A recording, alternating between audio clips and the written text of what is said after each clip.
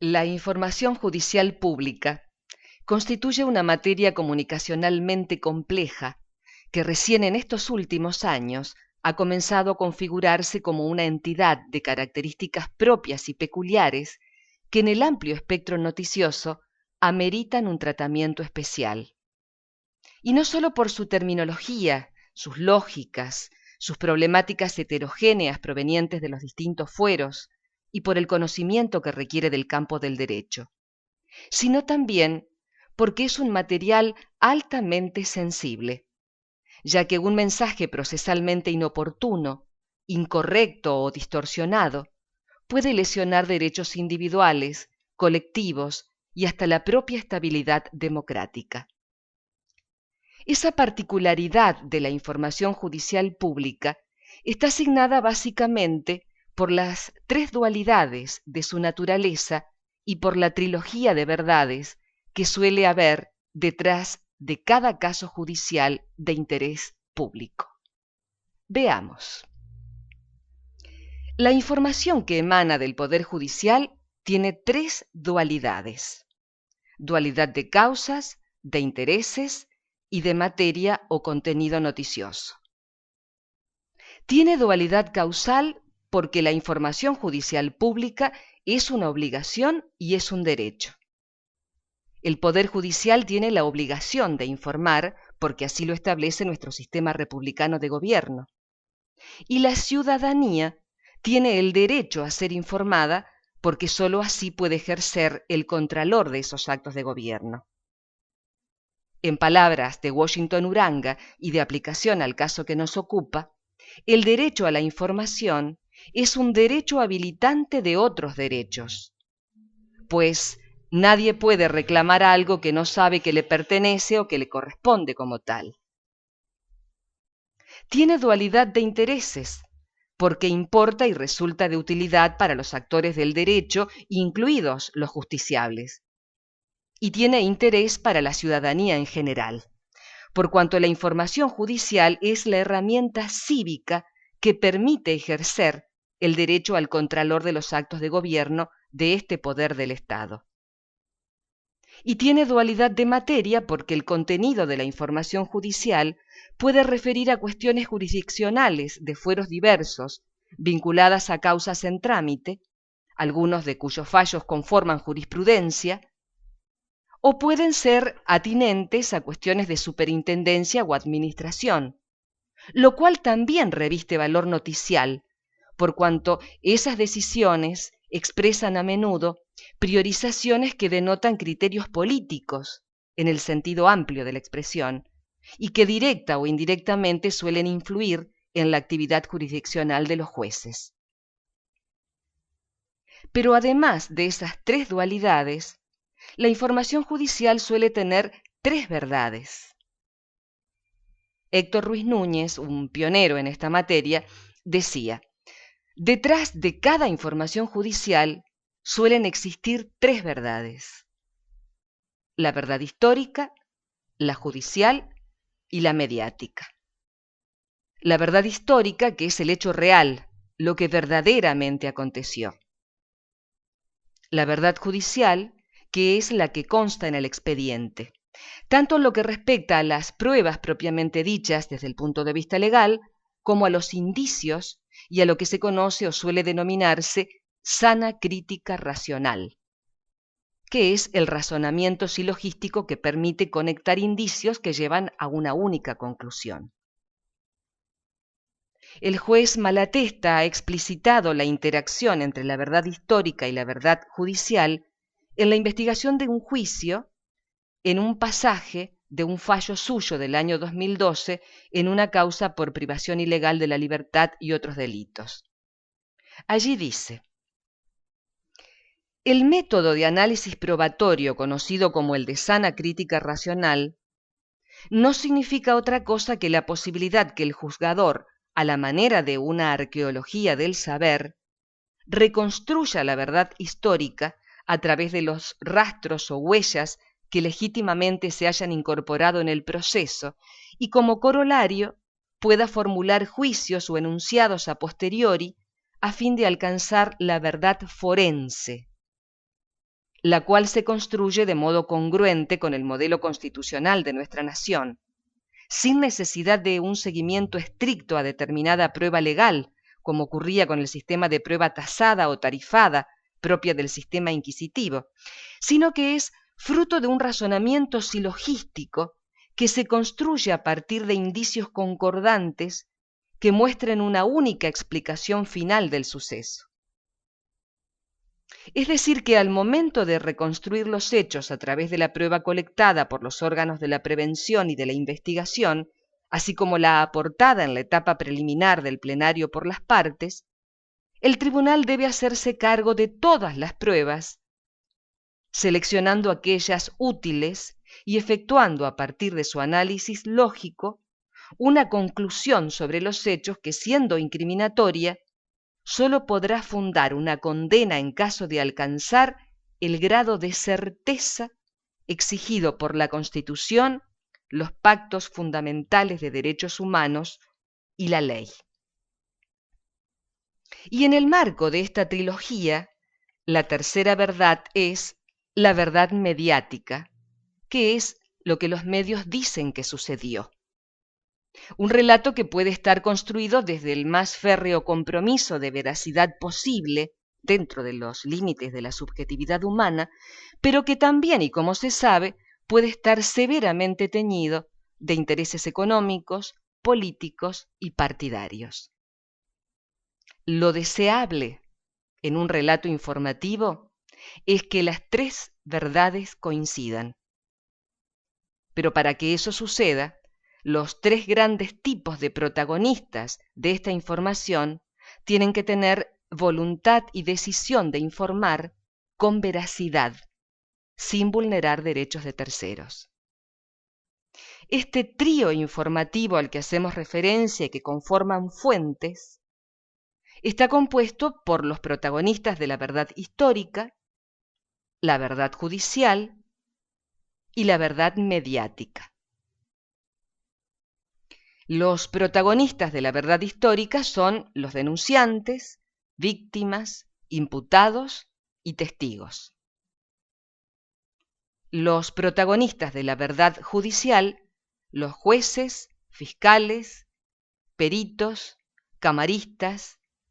ministros de cortes o vocales de los superiores tribunales, voceros judiciales,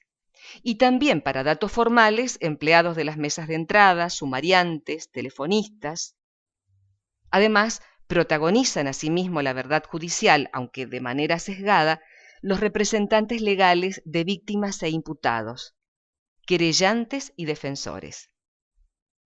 Y también están, como sabemos, los protagonistas de la verdad mediática, que son los propietarios de medios, jefes de redacción, periodistas, redactores, editores, diseñadores gráficos, diagramadores, fotógrafos, camarógrafos. Veamos ahora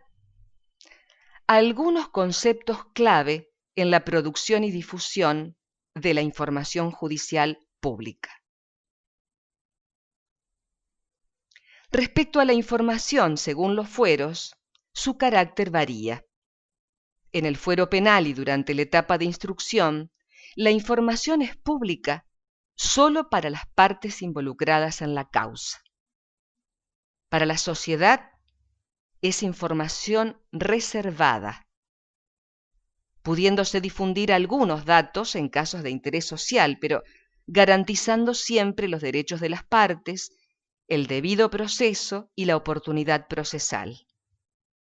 En cambio, en la etapa siguiente, que es la del debate, los juicios son públicos y de libre acceso ciudadano, excepto en causas vinculadas con delitos sexuales y con menores e incapaces. En los fueros civil y comercial y laboral, la información es pública. En cambio, en el fuero de familia y menores, la información es totalmente secreta para la población, excepto en lo atinente a algunos aspectos formales en casos de interés social masivo. Acerca de la prudencia informativa, oportunidad procesal o primicia. En el ejercicio del periodismo judicial en los medios, la observancia de la oportunidad procesal desplaza, o debiera desplazar, al valor primicia, porque periodísticamente se puede dar la primicia por caso de un próximo allanamiento de domicilio, pero cívicamente tal vez se atente contra el bien común al obstaculizar o impedir una investigación, pues al informar dónde y a qué hora se va a hacer un procedimiento de ese tipo, puede suceder que el sospechado se fugue o que los efectos o pruebas buscados hayan desaparecido. En estos casos, la decisión de informar de manera inmediata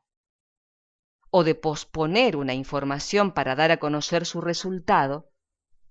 remite a aspectos profesionalmente vinculados con la ética periodística. En el caso de los voceros judiciales, la situación es diferente,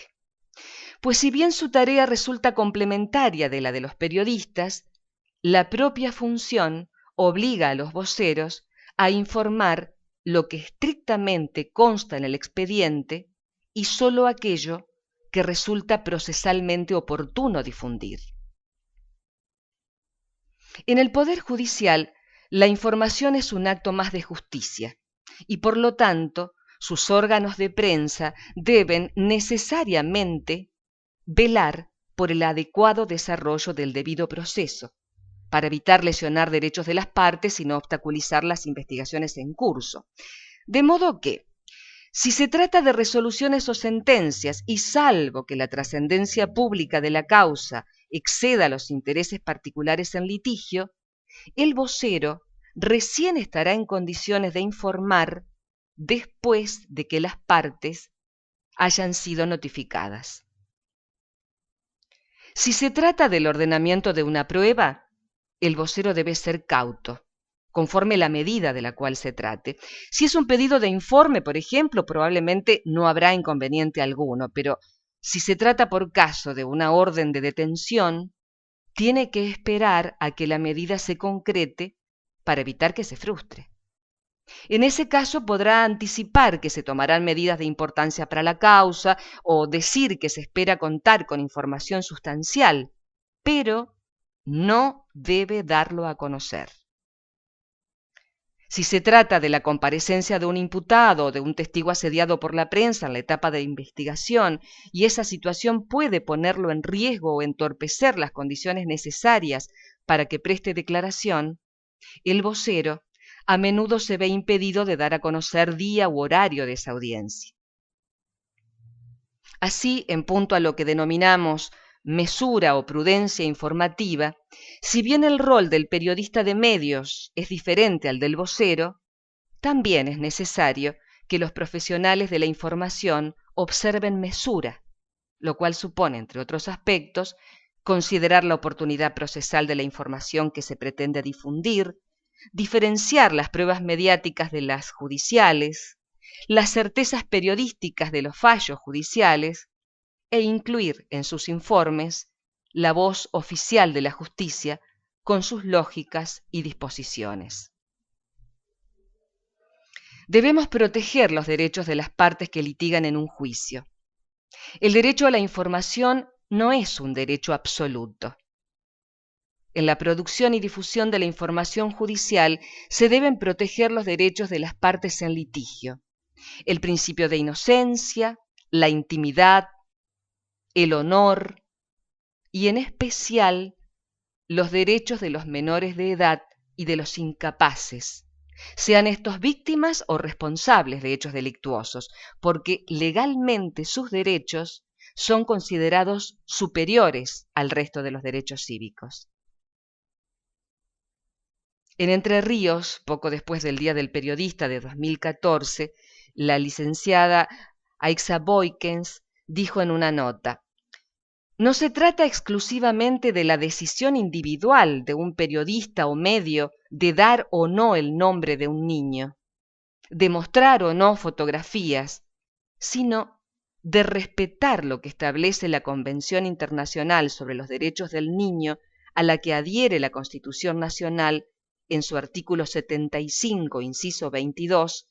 así como la Ley 26.061 de protección integral de los derechos de las niñas, niños y adolescentes. En cuanto a accesibilidad, transparencia y privacidad, el equilibrio que debe observarse ha sido establecido en las reglas de Heredia, emanadas del Seminario Internet y Sistema Judicial realizado en 2003 en la ciudad de Heredia, Costa Rica, suscripto por varios países, entre ellos Argentina. En lo sustancial, las reglas de Heredia establecen que prevalecen los derechos de privacidad e intimidad cuando se trata de datos personales que se refieran a niños, niñas, adolescentes, menores o incapaces, o asuntos familiares, o que revelan el origen racial o étnico, las opiniones políticas, las convicciones religiosas o filosóficas, la pertenencia a sindicatos, así como el tratamiento de los datos relativos a la salud o a la sexualidad, o víctimas de violencia sexual o doméstica, o cuando se trata de datos sensibles o de publicación restringida según cada legislación nacional aplicable, o hayan sido así considerados en la jurisprudencia emanada de los órganos encargados de la tutela jurisdiccional de los derechos fundamentales. En esos casos, se considera conveniente que los datos personales de las partes, coadyuvantes, adherentes, terceros y testigos intervinientes sean suprimidos, anonimizados o inicialados, salvo que el interesado expresamente lo solicite y ello sea pertinente de acuerdo a la legislación. Prevalece, en cambio, la transparencia y el derecho de acceso a la información pública cuando la persona concernida ha alcanzado voluntariamente el carácter de pública y el proceso está relacionado con las razones de su notoriedad. Sin embargo, se deben considerar excluidas las cuestiones de familia o aquellas en las que existe una protección legal específica. En estos casos, pueden mantenerse los nombres de las partes en la difusión de la información judicial, pero se deben evitar los domicilios u otros datos identificatorios. En todos los demás casos, se debe buscar un equilibrio que garantice ambos derechos, recomendándose además, y entre otras cosas, evitar dar excesivos detalles sobre los modus operandi que puedan incentivar algunos delitos. Y en torno a este paradigma de la defensa de la privacidad, también cabe acotar que en marzo de 2014, Argentina y otros países firmaron asimismo la Declaración de Riobamba, mediante la cual se trazaron líneas programáticas conjuntas para proteger el derecho a la intimidad, la propia imagen y el honor de las personas.